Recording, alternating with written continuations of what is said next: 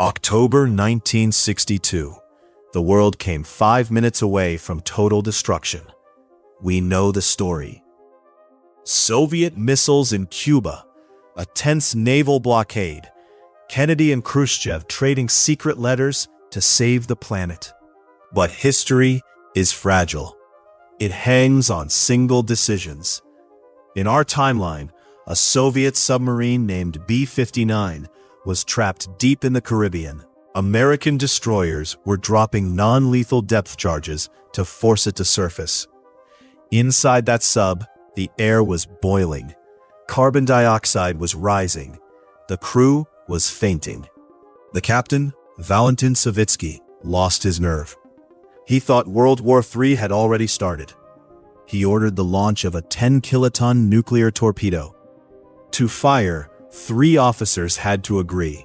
The captain said yes, the political officer said yes, but the third man, Vasily Arkhipov, said no. He calmed the captain down and saved the world.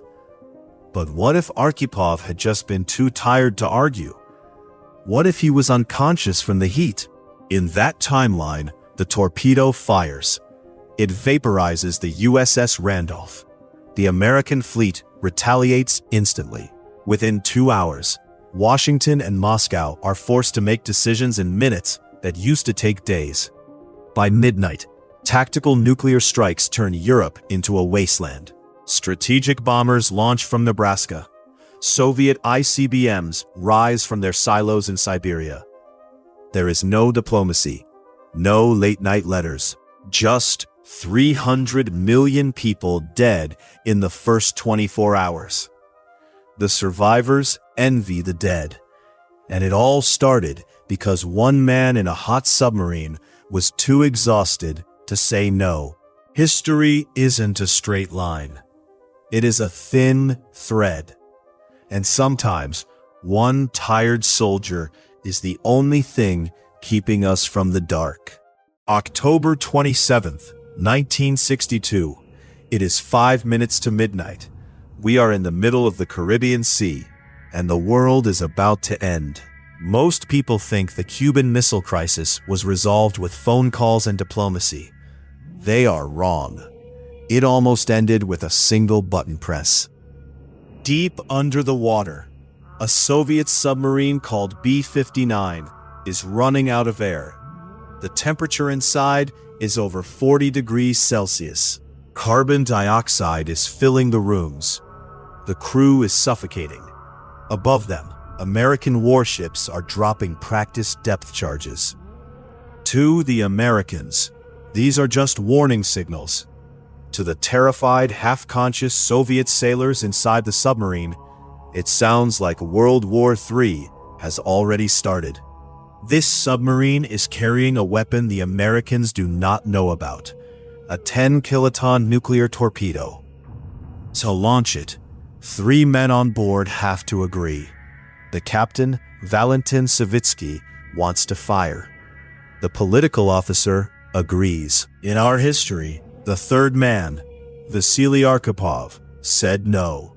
He saved the world. But what if he did not? What if the air was just a little more toxic that day? What if the noise of the explosions was just a little louder? Another blast shakes the hull. The lights flicker and die. The captain looks at Arkhipov. "We cannot wait," he says. "The Americans are destroying us." Arkhipov looks around the dark, sweaty room.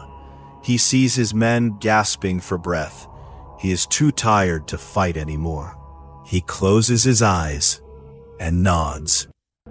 The torpedo leaves the tube. On the surface, the crew of the USS Beale is just doing a routine patrol. Suddenly, sonar picks up a high-speed object closing fast. There is no time to turn, no time to pray. A blinding flash of white light rips through the ocean. The destroyer vanishes in a second. A massive column of water and steam shoots into the sky, followed by a dark, heavy mushroom cloud. In Washington, the news hits the White House Situation Room like a physical blow. President John F. Kennedy is handed a piece of paper. One of our destroyers is gone. The room goes dead silent. Kennedy looks at his generals. They are not talking about blockades anymore. They are looking at the red phone. In Moscow, Nikita Khrushchev gets the same message. He drops his pen. For days, he has been trying to negotiate. Now the military has taken over. The machine of war is moving too fast for any president or premier to stop. Within minutes, air raid sirens begin to wail across New York, London, and Moscow. Families are eating dinner when the television screens suddenly go black. A single line of text appears. A nuclear explosion has occurred. Take shelter immediately. People run to their basements. They grab their children. They look up at the sky, waiting for the flash. High above the clouds, the engines of hundreds of bombers are already screaming. They are loaded with megaton-class bombs, flying toward their targets. There are no more negotiations, no more letters. The line has been crossed, and there is no going back.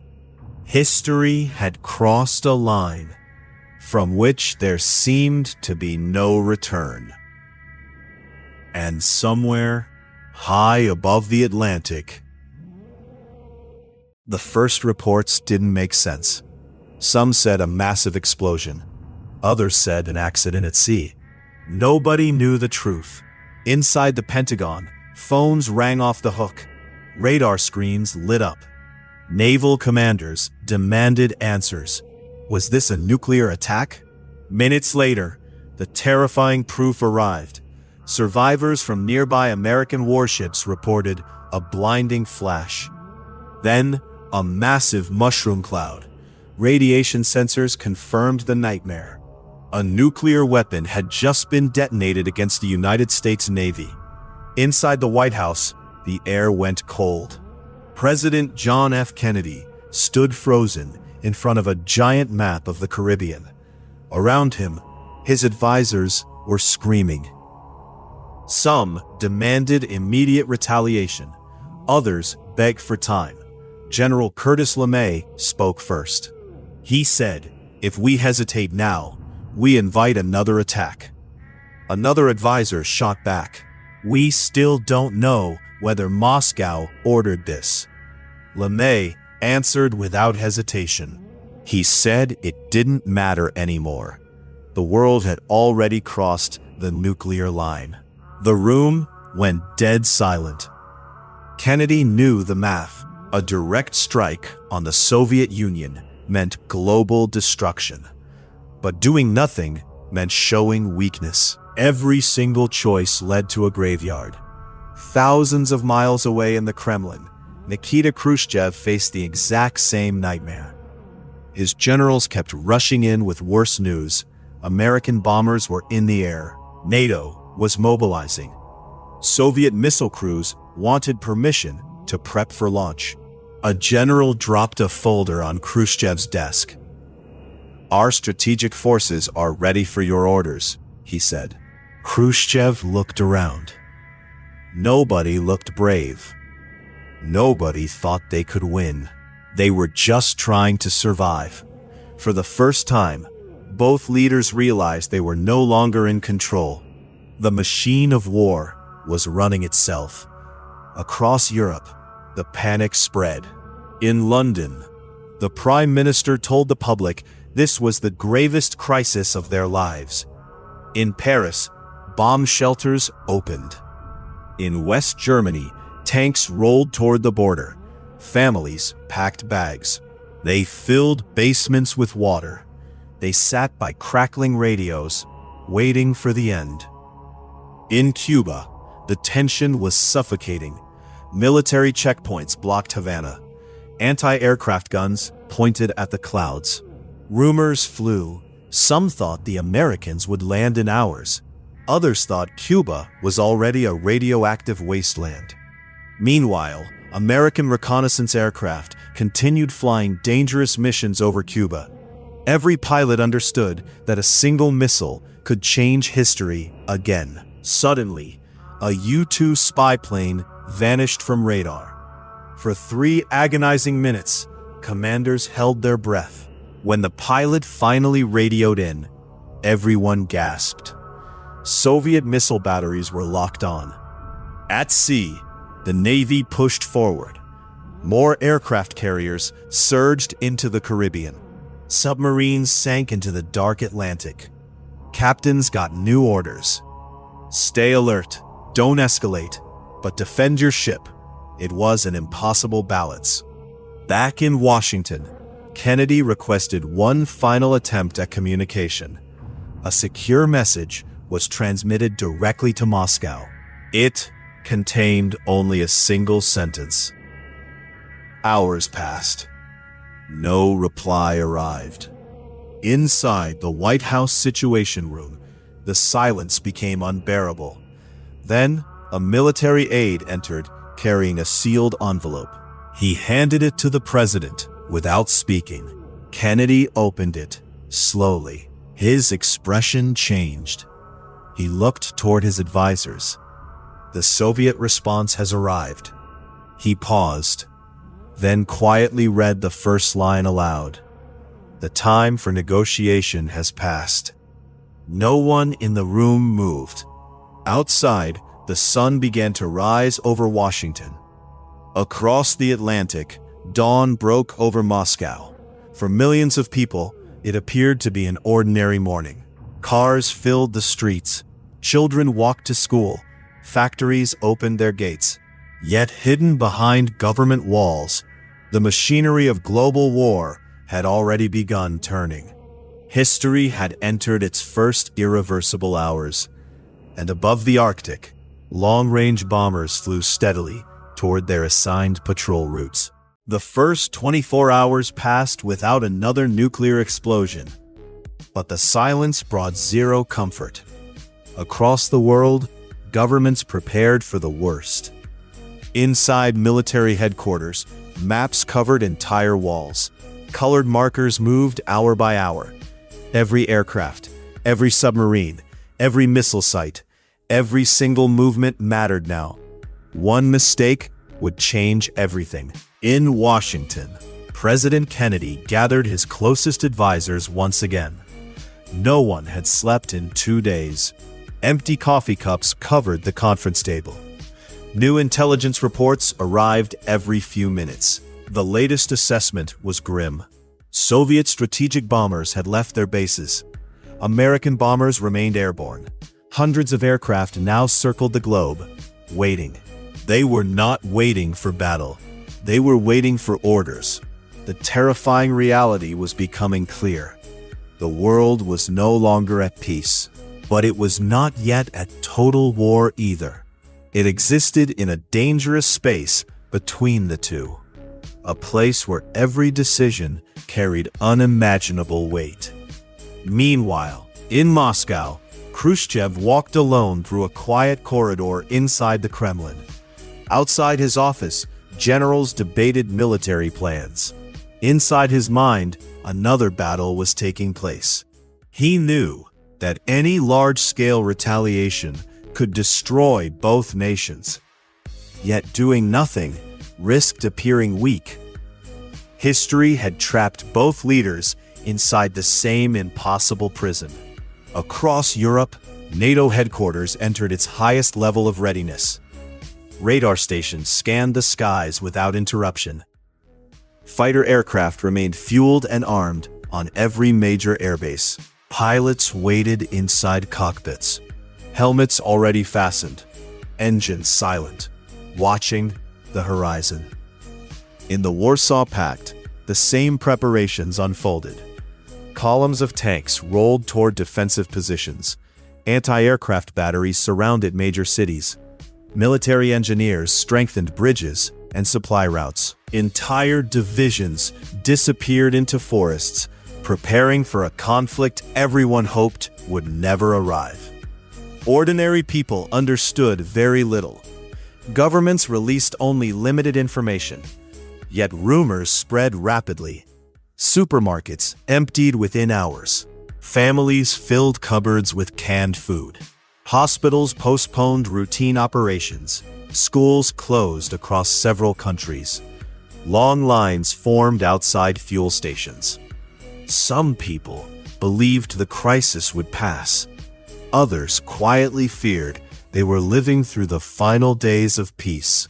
Far above the Atlantic, two strategic bombers approached one another from opposite directions. One American, one Soviet. Neither crew had permission to fire, yet each watched the other carefully. For several tense minutes, the aircraft remained visible through their cockpit windows. Thousands of meters above the ocean, the Cold War came face to face. Then, without a single shot, both aircraft turned away. For a brief moment, humanity had escaped disaster. Back in Washington, a young intelligence analyst rushed into the Situation Room. He carried a decoded transmission intercepted only moments earlier. The message suggested that some Soviet commanders believed a full-scale American attack was already underway. Kennedy immediately understood the danger. Misunderstanding had become as deadly as missiles. He turned toward his national security advisor. If both sides believe the other has already attacked, then someone may act before the truth arrives. Across the ocean, Khrushchev reached the very same conclusion. He ordered every communication channel reopened. Diplomats searched desperately for any remaining path back to negotiation. Military commanders objected, saying they could not appear uncertain. Khrushchev answered quietly, "Strength without wisdom becomes suicide."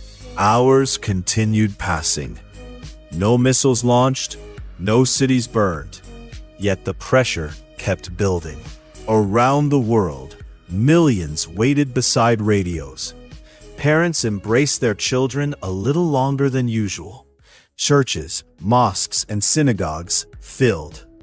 People who had never agreed on politics now prayed for the same thing: peace. As darkness fell over the northern hemisphere, thousands of soldiers remained awake. Pilots stayed inside their aircraft. Submarine crews waited beneath silent oceans.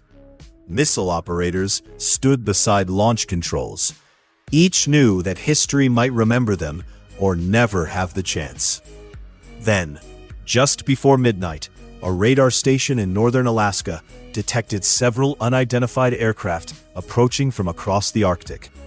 Within seconds, emergency telephones rang. Air defense commanders demanded immediate identification.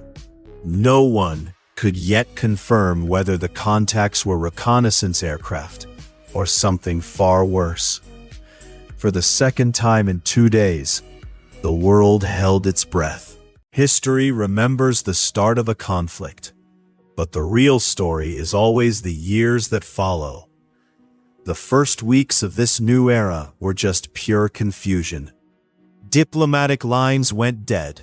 Global trade dropped by 80%. Shipping lanes closed down overnight. Air travel became something only the military did. Governments declared emergencies that would last for a decade. The world changed while people slept. In cities across Europe, streetlights were turned off at dusk to save power. Public buildings were reinforced with concrete and sandbags. In classrooms, 8-year-old kids learned how to dive under desks for evacuation drills right after their math lessons. Newspapers stopped asking if another crisis was coming. They started asking if this one would ever end. Families had to learn a completely new way to live. Meat and butter were strictly rationed. Gasoline was saved for emergencies only. Luxury became a word people forgot how to use. Neighbors who never spoke before started sharing everything. If you had a hammer, the whole block used it. If a farmer had extra potatoes, they went to the local school. Engineers stopped throwing broken parts away. They fixed them. over and over, because nothing new was coming. The entire global economy shifted in 6 months.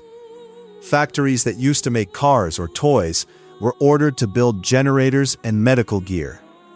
Railroads became the only way to move food. Ports were locked down under armed guard. The old supply chains that crossed oceans died. Countries realized they could not rely on anyone else for food or medicine. Being self-sufficient was no longer a goal. It was the only way to survive. Science changed too. Big projects that promised cures in 20 years were shelved. Instead, governments poured every dollar into immediate needs: better radios, hardier crops, fast wound care. Engineers rebuilt power grids so they could survive physical attacks. Doctors got incredibly good at treating trauma because they had to do it every day. It was innovation born out of pure desperation. A whole generation grew up knowing peace is incredibly fragile. Kids did bomb drills so often it felt like recess.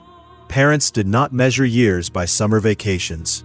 They measured them by the crises they managed to avoid. People still had hope, but they did not have innocence anymore. Behind closed doors, away from the public eye, the diplomats started talking again. Not because they liked each other, but because they knew the alternative was total destruction. In Switzerland, neutral middlemen set up secret meetings. There were no cameras, no press releases, no grand speeches. Just tired men in cheap suits sitting around plain wooden tables. The talks were painfully slow. A single wrong word could end a nation. Weeks turned into months. Months turned into years. But slowly, tiny deals were made. Direct phone lines were installed between command centers. Inspection teams were allowed to cross borders that had been closed for a decade. It was not a sudden peace treaty. It was just a slow crawl away from the edge. By the early 1970s, the world was completely different. The old ways were gone forever. Instead, humanity built a new system. It was not based on trust. It was based on constant checking. One old negotiator wrote in his diary that peace is not about feeling safe. It is about choosing to keep talking, even when you are terrified. His words ended up on classroom walls across the continent. It was a reminder that survival is a choice. As the winter snow covered the cities, life kept going. Kids built snowmen next to concrete bomb shelters. Trains kept running through the freezing cold. Scientists went back to their labs. Teachers opened their books. The world was scarred. It was deeply changed. But it was still here. The darkest chapter was over. Now came the hard part. Making sure it never happened again. Because the future would not be decided by the weapons nations possessed, but by whether humanity remembered the price of coming so close to losing everything. The war changed the world. No one threw a victory parade. No one built monuments to celebrate. No one built monuments to celebrate. Every government on Earth knew the exact same thing. The cost was just too high. In the years that followed, the global map started to look completely different. Old alliances died. Military rulebooks were thrown in the trash. Suddenly, diplomats were the most important people in the room. A new generation of leaders took over. These were kids who grew up watching the world almost end. They knew how fast a simple misunderstanding could turn into a global catastrophe. Across Europe, former enemies started spending billions to work together. They built direct emergency hotlines between capitals. They launched massive joint science projects instead of competing. Engineers teamed up to rebuild power grids, train tracks, and disaster response systems. The lesson was incredibly simple. No country can survive a global crisis alone. At the same time, the United Nations got a massive upgrade. Countries demanded real ways to stop future wars. They sent out more inspection teams. They set up emergency councils. They forced governments to talk, even if those governments had not spoken in 10 years. Sure, people still argued. They always will. But now, every president and prime minister knew they needed to have one more conversation before they pressed any buttons. Technology changed fast, too. Satellites were no longer just military spy tools.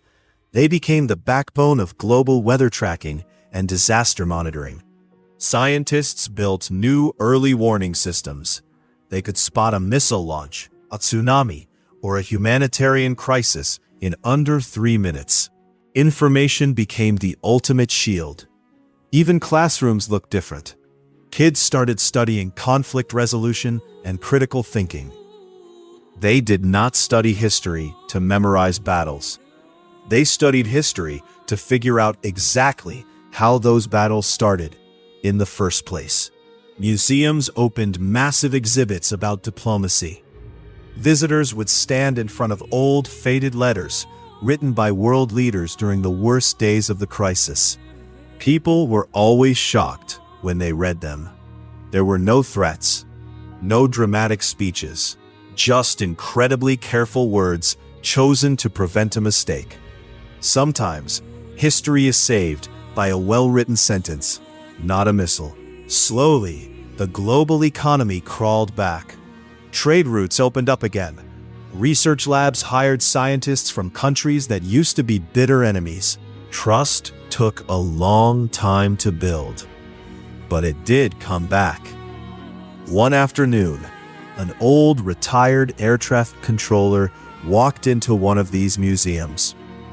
Decades ago, he was the guy watching military bombers fly off his radar screen, heading toward the horizon. He spent that entire week convinced he would never see his family again. Now, he stood in front of a replica of that exact radar screen behind a glass case. A group of school kids gathered around him.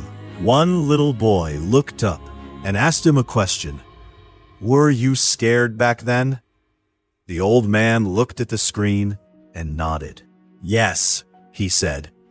Every single day, the boy looked back at the radar display. What changed? The old controller quieted down for a second.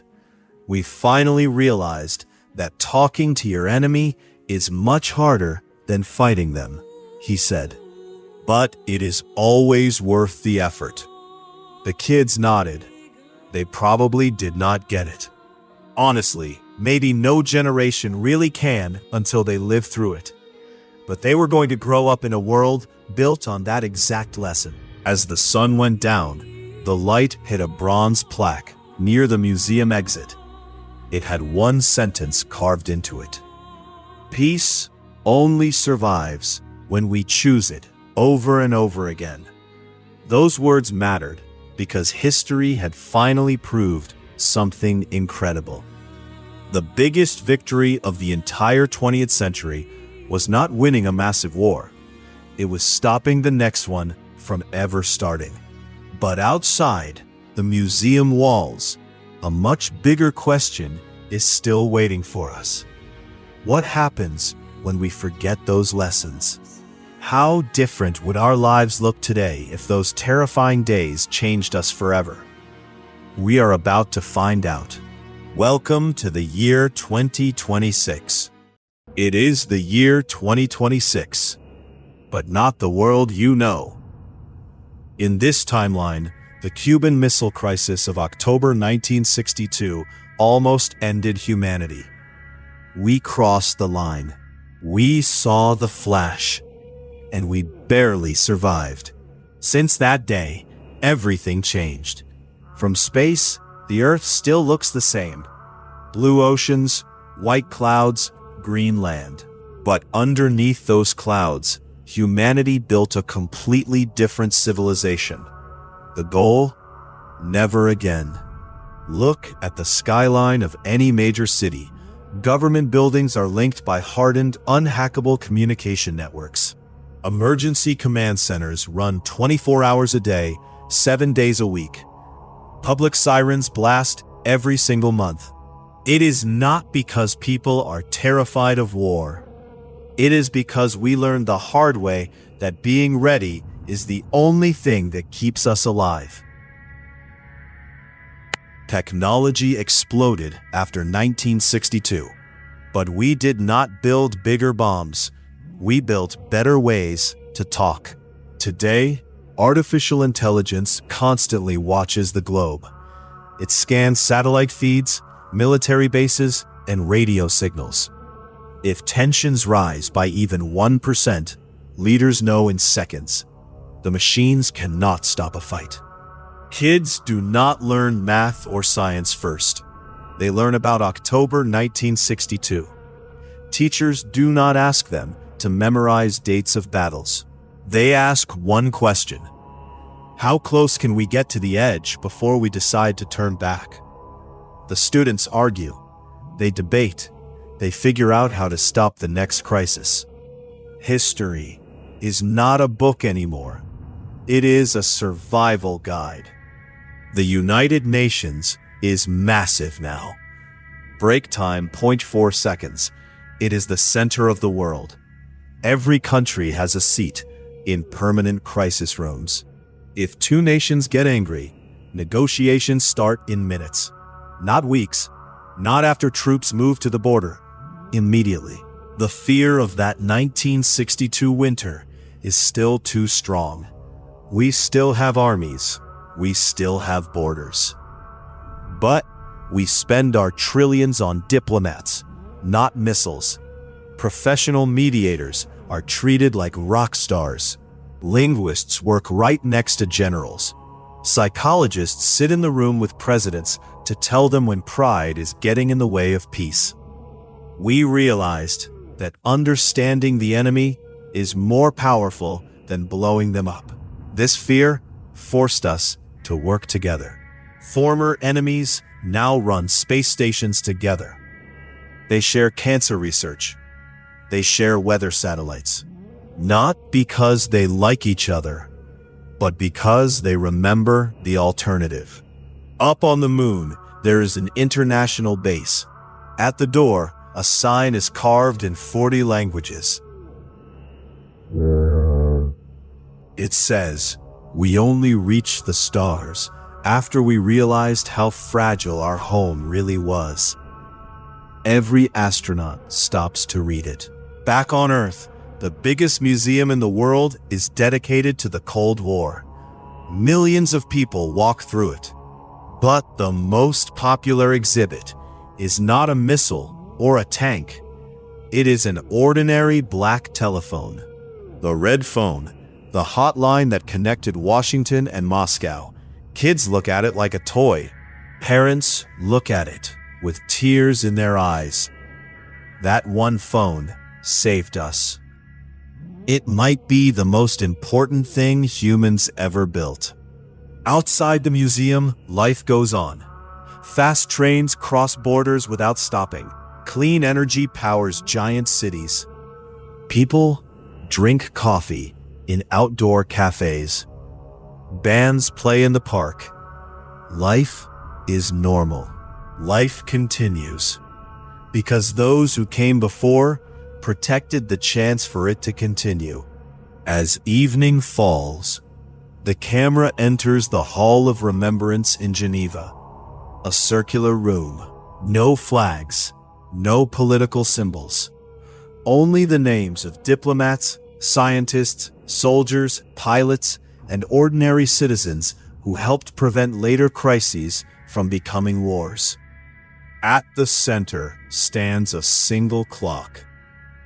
Its hands forever stopped at 11:55, 5 minutes to midnight. It is a reminder. History does not change because someone wins a war. History changes when we decide that nobody has to lose. The lights fade out. Break time point 4. The clock stays bright. It does not tick, but it tells us everything we need to know. We remember history by the big dates: October 1492, July 1969, November 1989. These are the moments that changed everything. But some of the most important moments in history are the ones that never happened at all. The wars that were never fought, the disasters that were stopped at the last second, the decisions that kept us from crossing a line we could never walk back.